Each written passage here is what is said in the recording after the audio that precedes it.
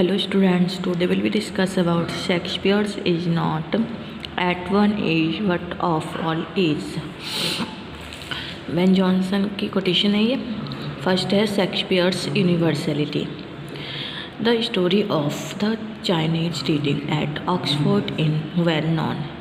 He saw Shakespeare's Hamlet on the stage and exclaimed in sheer wonder and delight, Hamlet's problems are also mine. Hamlet must be a man of China. Shakespeare has easily transcended the limits of time and space. He has become a rich heritage of mankind. When Johnson stern classist that he was appreciated the universal appeal of Shakespeare's play and poems with soul of the age, the applause, delight, the wonder of our stage. In the same poem, Johnson asserted that he was not of an age but for all times. First, not a reformer. Shakespeare is not just a poet of England but of mankind. Shakespeare was not a reformer. Polonius advised Laertes to be neither a lender nor a borrower, but Shakespeare was himself both. He lively borrowed from the accepted dramatic conventions of his age. Marlowe and Kate, Greene and Lilly were his master. In short, Shakespeare did not break with tradition.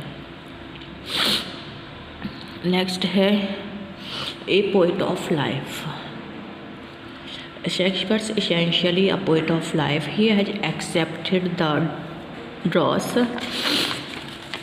and gold, beauty and ugliness, a fine product of the Renaissance. Shakespeare lives life. It is through Hamlet that he expresses these convictions. Next है acceptance of life in its totality.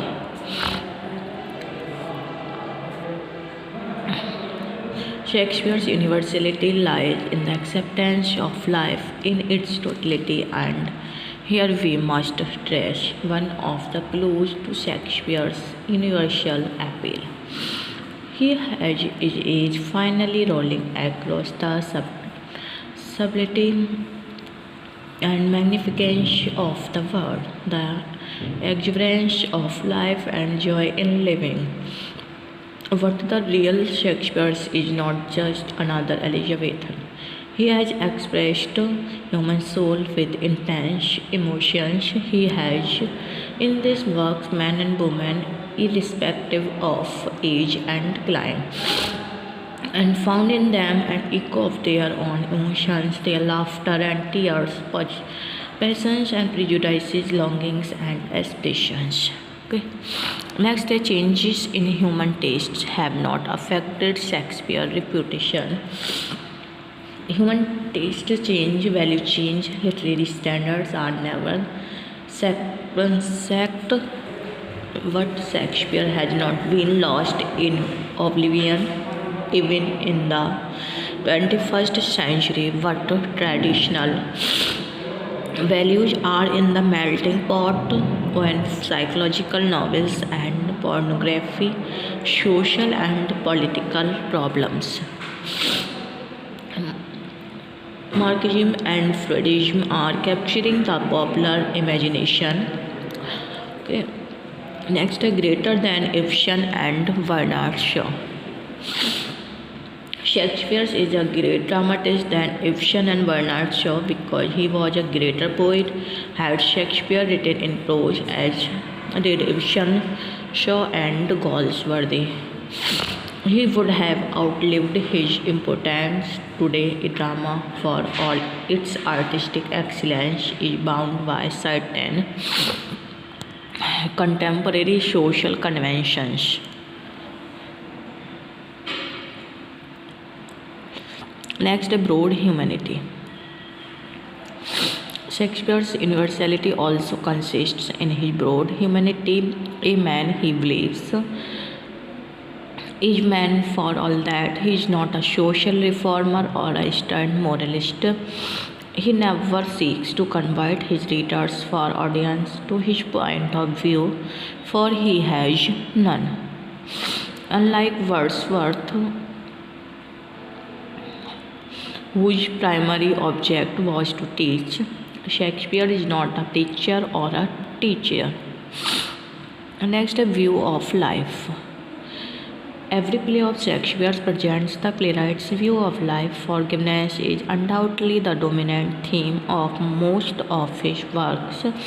Many of the characters who had legitimate ground for revenge are softened into pity towards the end. King Lear, who was suffering from the chastisement of hubris, vanished. The innocent Cordelia and later said, "Pray you now forget and forgive." Next, the poetic justice. Dr. Johnson complains that the Shakespeare has no poetic justice in his play. In other words, prosperity and adversity, reward and punishment have not been distributed according to the merits and demerits of the characters. That explains why he could not reconcile himself to the death of Cordelia. I was many years so shocked by Cordelia's death that I know not whether I would have ever endured to read again the last scene of the play, till I undertook to revise then as an editor. Next, life and love intervened in Shakespeare's plays. Life is Shakespeare's capital. It is this intense love of life, with all its colors and beauty, that has made his works so ravishingly fascinating. Browning captured the spirit in one of his poems. Life and love are intertwined in Shakespeare's vision, both in tragedies and comedies. Love, one of the fundamental instincts of man, shared by the kings living in palaces and the peasants in their humble huts. Shakespeare concludes, "Love looks not with the eyes, but with the mind, and therefore is winged Cupid painted blind." Next है Shakespearean tragedy as a record of eternal human beats. Human nature has not changed. Life and love are intertwined. Shakespeare's vision, both in tragedies and comedies. Love, one of the fundamental instincts of man, shared by the kings living in palaces and the peasants in their humble huts. Shakespeare concludes, "Love looks not with the eyes but with the mind, and therefore is winged Cupid painted blind." Okay. Next is Shakespearean tragedy, a record of eternal human beings. Human nature has not changed, although there have been revolutionary changes in our material aspects. Empires have fallen and risen. Social and economic orders have undergone these changes, but the same heartbeats can be heard through the centuries. Shakespeare tragedies record of these eternal heartbeats, yet we do not recoil from the tragedy which has loudly proclaimed the triumph of goodness, beauty, love, and life. Next is symbolic overtone. All the play of Shakespeare strike a symbolic overtone. Romeo and Juliet strikes the note of an embalmed evening. Macbeth has a note of thunder, lightning, and of rain. Midsummer Night's Dream has a note of dream. The Merchant of Venice presents two pictures, one of garish light of the day and the other of the morn. Next, the charm of his poetry. It is poetry that has an enduring quality. Shakespeare's vision of life, his wonderful characterization, his broad humanity, his sense of humor and tolerance, his Catholicity of outlook, and his dramatic art have all founded and eloquent expressions in his magnificent poetry. That is why Bernard Shaw had to admit, I wish I could write a beautiful play like Twelfth Night. Not one has written a better tragedy than King Lear. Shakespeare's Midsummer Night's Dream will remain fresh as paint when Ifshan's doll's house will be flat as ditch water.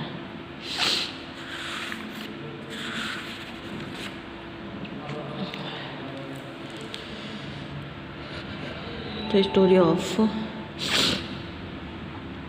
Chinese reading at Oxford is well known. He saw Shakespeare's Hamlet on the stage and exclaimed in sheer wonder and delight. Hamlet's problems are also mine. Hamlet must be a man of China. Shakespeare has easily transcended the limits of time and space. He has become a rich heritage of mankind. When Johnson turned classist, then he was appreciated the universal appeal of Shakespeare's play and poems with soul of the age, the applause, delight, the wonder of stage.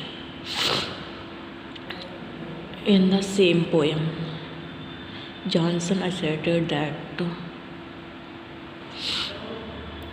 he was not of an age, but for all times. Shakespeare is not just a poet of England, but of mankind. Shakespeare was not a reformer. Polonius advised artists to neither a London nor a Bourbon, but Shakespeare was himself both.